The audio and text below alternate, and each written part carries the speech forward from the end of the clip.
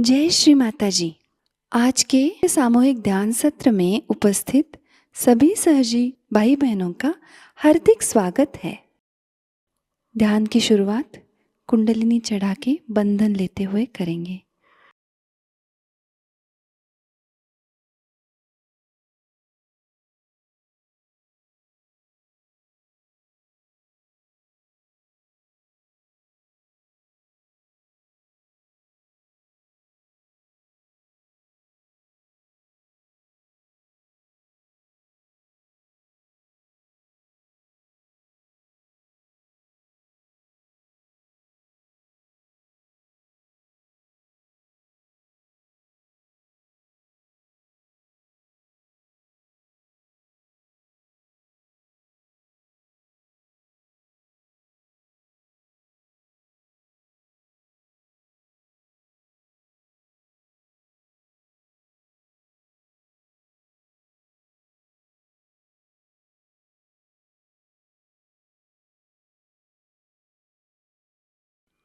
तीन महामंत्र और श्री गणेश मंत्र।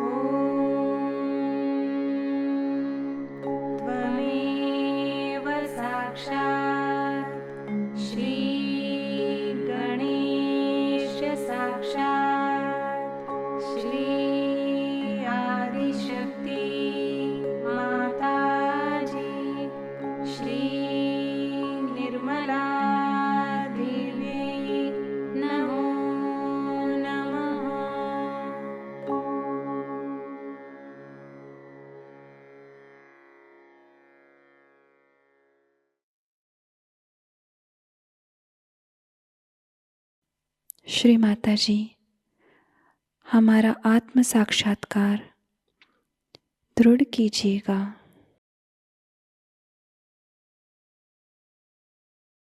पूरा चित्त हमारे सहस्त्रार में ही रखेंगे।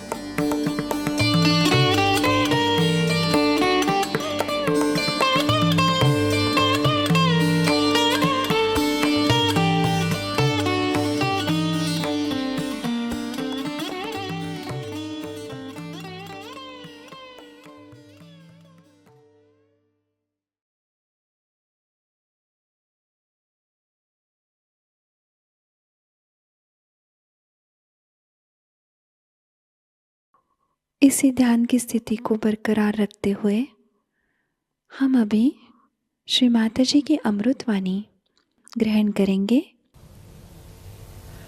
Today it's a great day that you are here to worship your Guru in the realm of the heart of the universe. If we can do that in our domain of the heart, we don't have to do anything else.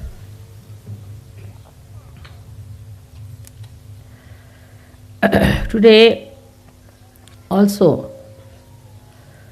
I feel I have to tell you about Sahajayoga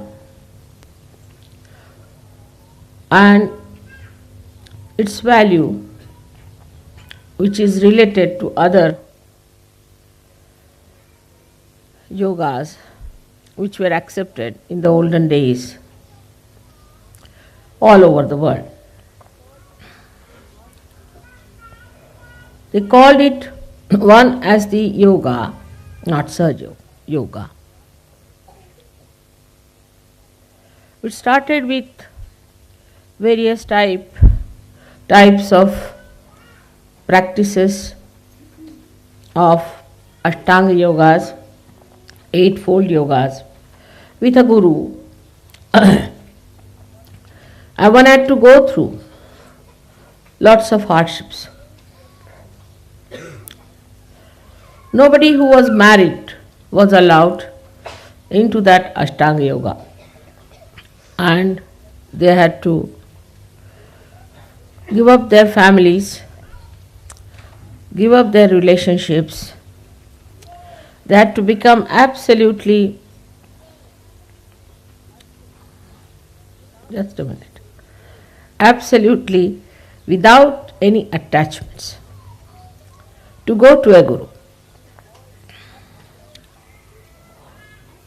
All their property, all their possessions were given up, not to the guru, as is done in modern times, but given away. And this was called as yoga. The another style was called as Sankhya. Sankhya is where all your life you have to gather things with detachment and then to distribute them completely.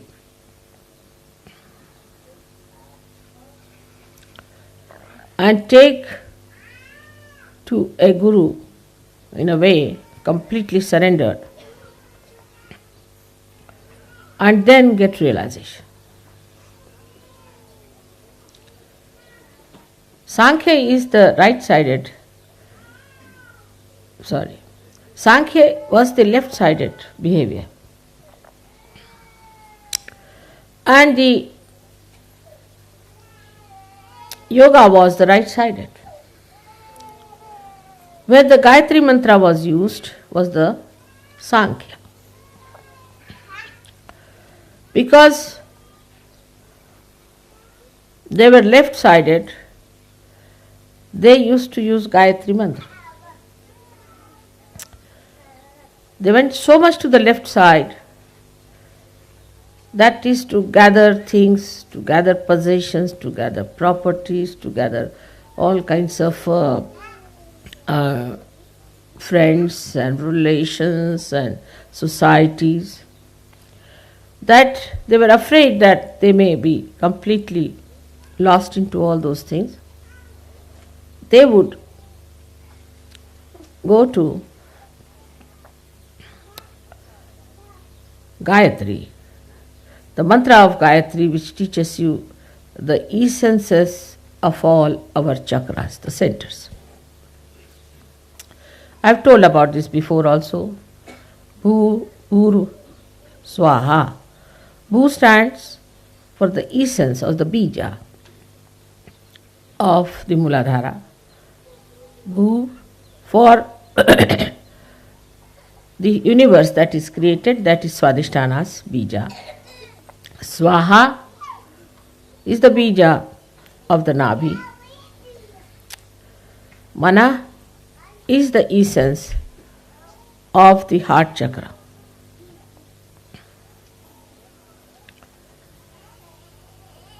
Then Jana is the people, collectivity, is the essence or the bija of the Vishuddhi chakra.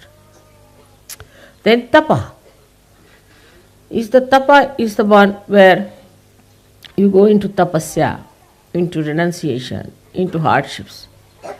Is the essence of the Agya chakra. And then the Satya is the truth, is the essence of the Sahasrara.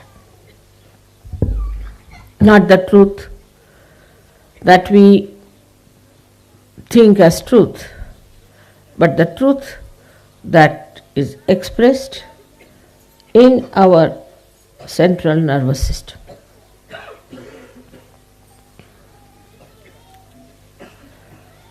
So this is discovered at the 7th stage of the Sahasrara.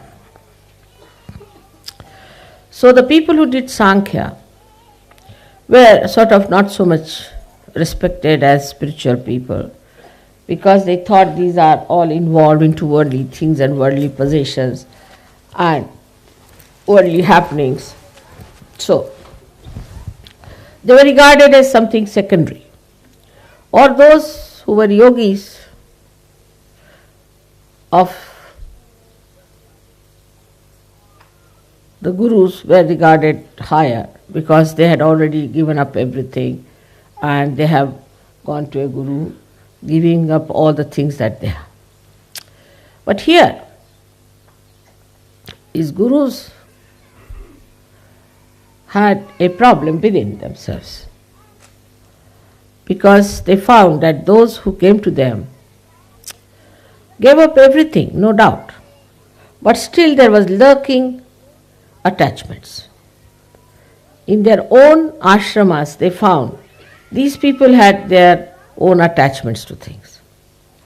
Though outwardly they had given up, but inside they had not given up. So they were still sticking on to these ideas that, oh, it's all right, but still we can have little things like that, doesn't matter. Like that, there was little compromises going on. Like as we have here nunneries and all that. So both in a way were artificial. The one side is the Sankhyas were trying to ascend with all the luggage they were carrying. And another were trying to descend with all the ambitions of ascent. So it was a very funny thing in every aspect in both these styles of yoga. As you can see that now, if you go to America, you will find, oh God, what is this America? It's not democracy, it's demonocracy. But if you go from that in the realm of another country like Russia, you'll find, what is this? You are working here under complete pressures and fears. But as soon as a Russian comes out of that country, he can become worse than an American. So what is this? One theory works here, another theory works there. So which is the theory that is all right? Same you find about religion. Say a religion which believes in many gods like the Hindus, they are also believing now into the bhoots. And they are also following the path of possessions. If you go to a temple, every temple has got a nice arrangement for you to get possessed. Or even a church or a mosque, where God has to decide, you find suddenly you get attacked and you come out absolutely puzzled about yourself, ending up into lunatic asylums. So what sort of worshipping places are these where you go to find God and you get the horrible satanic forces acting on you. That's why in the modern times people have become so very confused. We do not find truth in anything, in any ideologies, any philosophies, anything that started, say, Confucius started humanism, Socrates started another thing, Muhammad Sahib started another thing. Like Muhammad Sahib said, let us not worship God as an idol. Let us worship Him in the Nirakara, in the formless God. But you see the formless, how they are killing each other now? I mean, after seeing the Muslim countries, you can't believe there could be any formless or formful God existing anywhere. All must have run away. The way they are fighting. Then you see the Christian countries. Wherever they have gone, they have tried to dominate other people who were not Christians, just as if they had a right to do it because they were Christians. The disciples of Christ who said, forgive them, for they do not know what they are doing. And I have to say the same for all the Christians. Forgive them, for they do not know what they are doing. And when you are shocked at all these things, one must sit down and think, what is to be done? What's the problem is? So it is neither Sankhya nor Yoga. Then what is it you have to achieve? That is Sahaja. Sahaja is a system in which first you are not given a theory, but the light in your hand to see for yourself.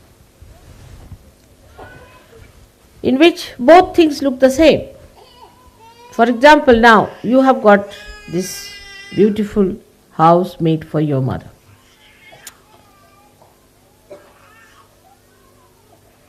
While your mother doesn't know how to get attached to even a pin. It's a funny situation. Everybody has to remind me, Mother, it is your house. Oh, I see.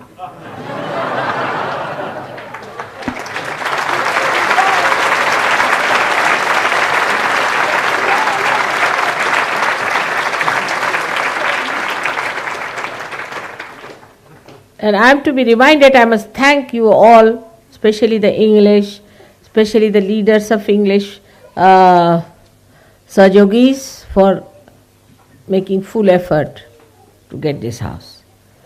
But then I think, why should I thank? It's not mine, it's theirs. And that's what it is. So a new type of confusion starts.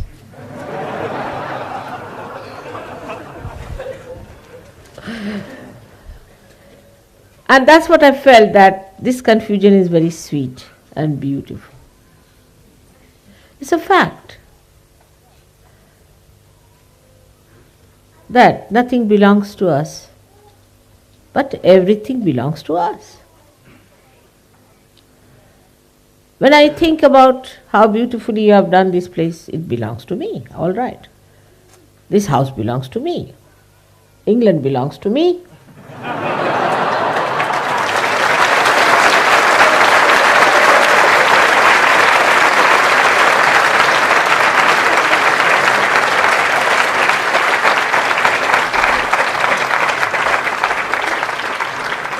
And above all, the whole world belongs to me.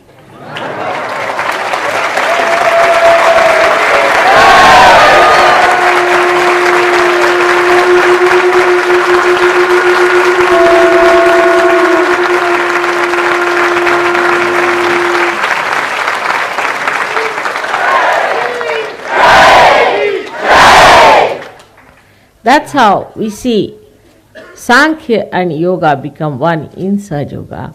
And he said that when you see Sankhya and Yoga as one, then only Sa Pashyati. That's the one who sees, that's the one is the witness. So for normal people it could be that how is it your mother is supposed to be a guru and she wears all ornaments. But what to do? She is also a mother and she is also a goddess. Another confusion.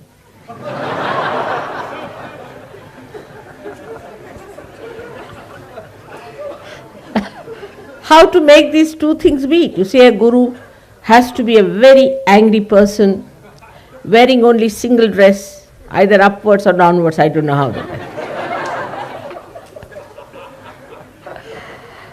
With a big thick rod in the hand, never smiling, laughing no question, smiling. And the gurus have to be very long-faced, developing big beards, and no ladies allowed. In such a situation, where the women are not to be seen at all. I mean, I shouldn't even see my face, it's like that.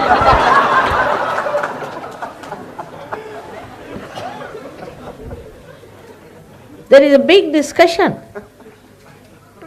in all the scriptures, and not scriptures, I would say, the critics, whether a woman should be allowed to do the spiritual practices or not. Imagine.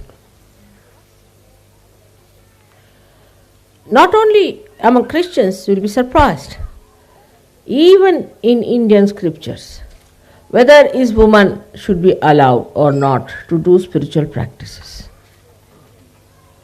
Now, when your mother is a woman and she is your guru, what will you do? This is another confusion. Because it is wrong. The whole thing is falsehood, based on no basis at all. You may try anything to say that women are not meant for spiritual life. Try any argument, it fails. The other day I met one big John in a university, big fellow. I might say a really hard nut. And he started saying, we Christians cannot accept a woman to be God. I said, why? Because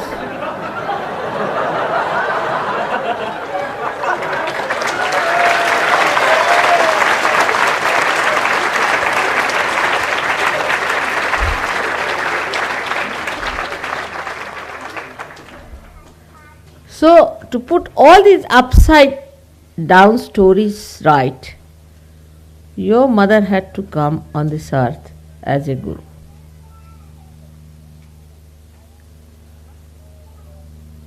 I got to this point out of one little confusion I had about myself. The other day, somebody was after my life that I should buy a bracelet. I said, I have no money anymore, I don't want to buy. All right, we'll give it in Puja. I said, no, but there's only Guru Puja. I said, all right, we'll give in Guru Puja. I said, on a Guru Puja to buy a bracelet was something funny I've done. After all, in a Guru Puja, don't give a bracelet to your Guru, do you? You can give, say, a big rod. Or you might give him a sandalwood khadavas, they call the chappals. Or you may give him a shawl. But here it is, I have asked, all right, give it in Guru Puja. What was the reason? And I became aware of my own confusion. And I thought of it. I said, this is what it is. That it has to happen this way. That on a Guru Puja, you have to give a bracelet to your Guru. Let us change it over. The whole thing has to be brought up this way that everything faces reality. All these false ideas have to be given up. Like if you have a carpet upside down, the whole design is upside down. But if you put the carpet right, everything falls in right. And that's why you needed a mother to give you realization and a guru as a mother to teach you that for ascent of God, nobody can be prohibited. That is how the Sahaja Yoga today is working out in all directions, if you find. To put all upside down things into right direction, to expose it to reality, to bring all real values, to abolish all rotten value systems, all political, economic systems, all spiritual theologies, all psychological and all such nonsensical ideas into its proper direction. How in one incarnation it has worked out. You can imagine how in one incarnation all these ideas have been put right. Another idea exists among Hindus that if you are a religious people, you should be a vegetarian. All the Brahmins believe this, and even the non-Brahmins. But we had a Brahmin working in one of the places where I was living, and they said that for mother we have to give meat. She doesn't eat anything else, she has to eat pure proteins. He said, yes, of course, for mother she must have. Whether it's a Brahmin or a non-Brahmin, all understand that mother has to eat proteins. Because she has to drink the blood of all these Rakshasas. How can she be vegetarian?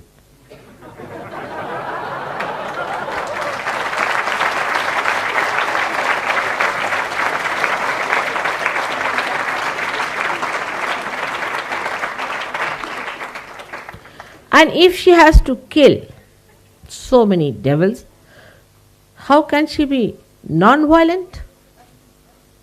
So the contrast that you see in the description of the mother, that she is the one who is the most furious personality, when it comes to the killing of the people who are of the negative land, who are trying to destroy her creation, her own children, and she is the sweetest and the mildest person for her own children. These two contrasts should be seen. Even in animals you will find the same contrast. But very evident in an incarnation like this. And today, through Sahaja Yoga, we have been able to prove that Sankhya and Yoga are the same.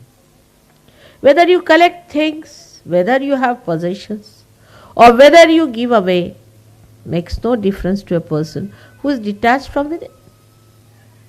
If you collect them for others, even better. But if you collect for yourself and then give away, that's even much better. Because first you collect for yourself, then you think, oh, it's good for me, I will use this one for myself, it will be a good idea. So the self is there. But then that you give away, that means your detachment is complete. Or the third personality could be like me, which just goes on collecting and just goes on giving. Without thinking, it collects, and without thinking, it gives. Because thinking is not my job. That is one thing I have given up, is to think. I don't want to think. That's your work, not me. And without thinking, how many things we have achieved through Sahaja Yoga. Yoga and Sankhya both are products of thinking, not products of spontaneity. This house itself is a product of spontaneity. I mean, as we call the English as sabloks, you see. So I took some sabloks with me round to see some houses. And they wanted to houses with some character. Means something must fall out, something must be crooked, it should not be straightforward. I said, now please, I can't bear all this crooked. So, no, but it has character. I said, now this kind of a crooked nose I don't want. Straightforward it should be. So they were rather disappointed at me. And the Sablok has some other ideas also. That say, for example, if you go to, say, to a place called Vinmaya, it's a posh place. If you go to the north side, it's little less. Then if you go to the east, it's useless. Like that. I said, let's go to the north. Northeast, as far as we can go. Because the goddess has to be Dakshinamurti. She has to be on the north side, to be on her eyes on the south. That's the reason she has to be. I mean, we could not be in Scotland, that would have been too much for you. But that would have been the ideal for all of us. Because then our drishti is towards, our vision is towards the south, and we see the whole universe under our own beautiful visions. So that's how spontaneously we found this place. And Sablok were yes, no, yes. But spontaneously we got it.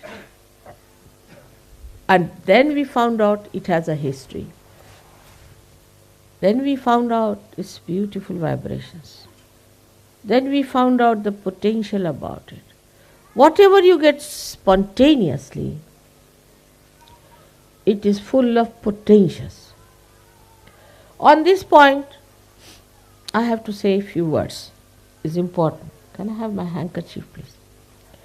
I have to get few points I have to say about, thank you, about spontaneity part, which is quite interesting, the way people think spontaneity works. Like, it's mostly ego part which says this is spontaneous, with so many people. Especially the very old Sahajogis think they are authorities on spontaneity.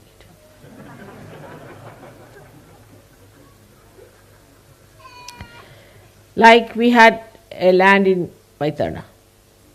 So one of the older one went there and he said, this land is vibrating and this is not vibrating.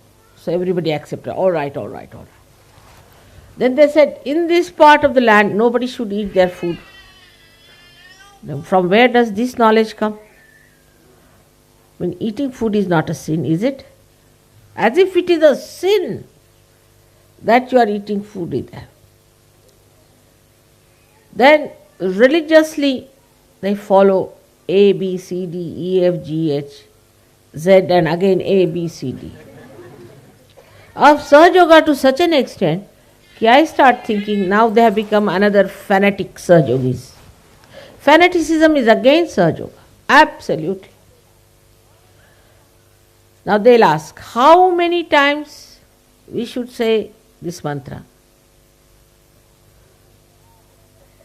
Then I say 0 times.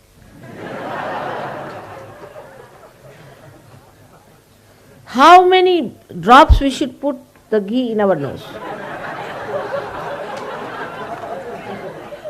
Then I say a full jug.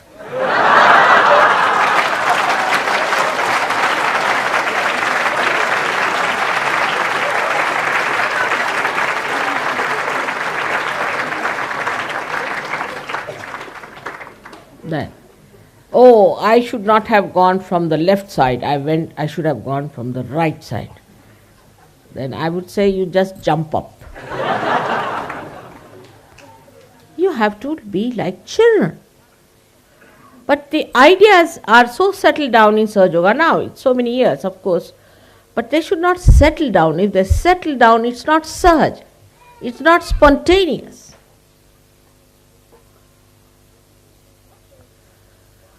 If you do this way, then it is wrong. That way, it is wrong. Nothing of the kind. Nothing is wrong for you people.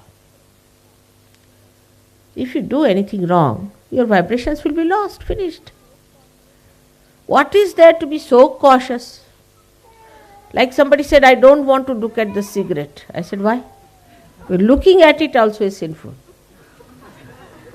I said, looking at it, what happens? Then I feel like smoking. So I said, better smoke once for all.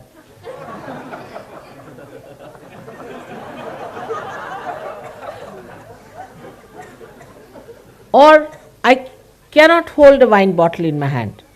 Why? No, holding the wine bottle is sinful. I mean, you can swim in the wine.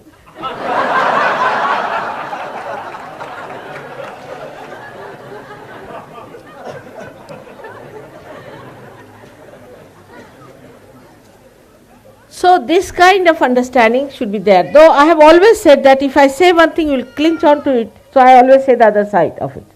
That don't stick on to something. Sahaja Yoga is not for sticking on to something. Like somebody who had learned certain, say, lessons about Sahaja Yoga in the beginning of it, certain mantras they had learned, and still they are sticking on to the same step. No. You have to go ahead. This is just a staircase. Don't get stuck at a point. We have had so many such cases hearing. People get really outworn, as they say. They'll go on telling you so many nonsensical ideas. You see, if you do like this, then this happens. First of all, you don't give ideas to others. That's one thing. If you decide that we don't give ideas about what's wrong with another person, half of your job is done. Because you don't have to do any job as I don't do. Anybody who comes, you are a bhoot. You better have it. I get reports from others. They say that your Sahajogis are wicked people. I said, why? Oh, they tell you you are evil. They tell you you are possessed. They tell you you are this, you are that. They are very wicked people. I am really shocked to hear that Sahajogis, how can they be wicked? If somebody is suffering from something in the phone, they say, oh, you better have it. It's good for you. That's not the way. We have to be not only humble, very tactful and sweet to new people if you want any more to come in. But if you have decided not to have any more because we'll have to put another marquee, then I have nothing to say. But if you want others to come in, then it's important that you talk to them in a very sweet and beautiful language, the way they understand.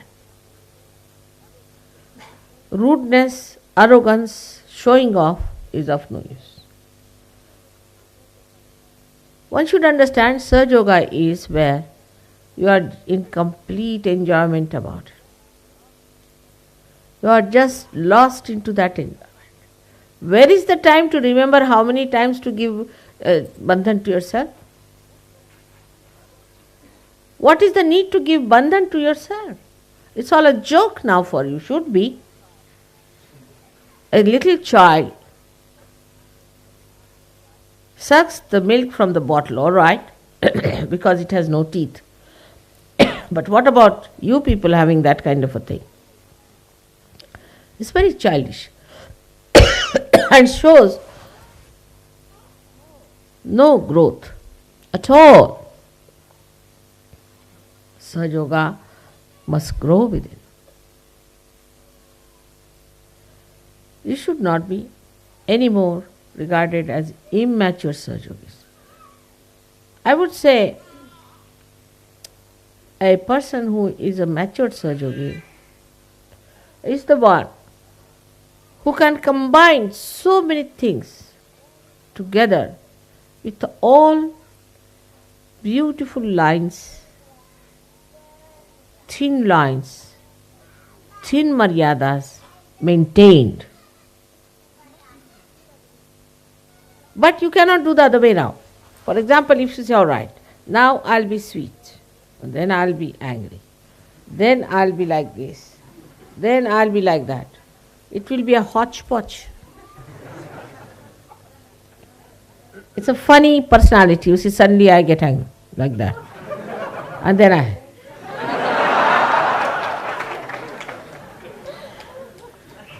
People will think you are doing Bharatanatyam or something like that.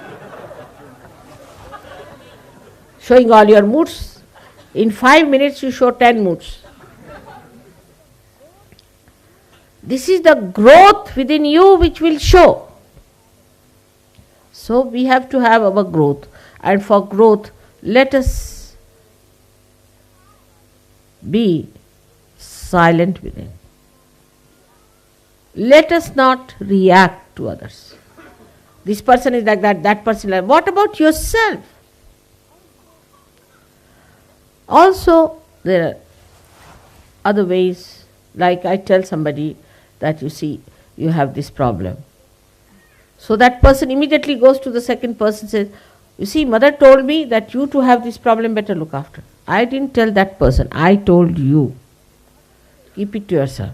So mother says is to be given up. Absolutely.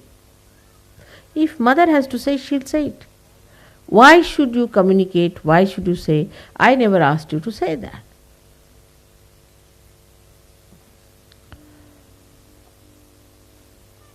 And understanding Sahaja is very simple. Extremely simple. When you understand one thing, that you have to have your innocence intact. Now, how to get to innocence? People will say. How to get to innocence? It's a vicious circle. How to get to innocence? It's a very vicious circle. We have to get to innocence. Through what? Your ego or superego? How will you get to innocence? Mother says, don't raise your kundalini. I mean, I am sitting here, people are just doing like that. What's happening? I am sitting here, kundalini is up there on your head. What are you raising? Now, how to manage is the problem. Very simple it is. In the beginning I said, let your Guru reside in your heart. How to manage? Why? Let mother manage. Mother is managing me.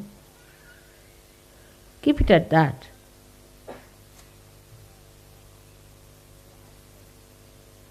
Your right side will clear.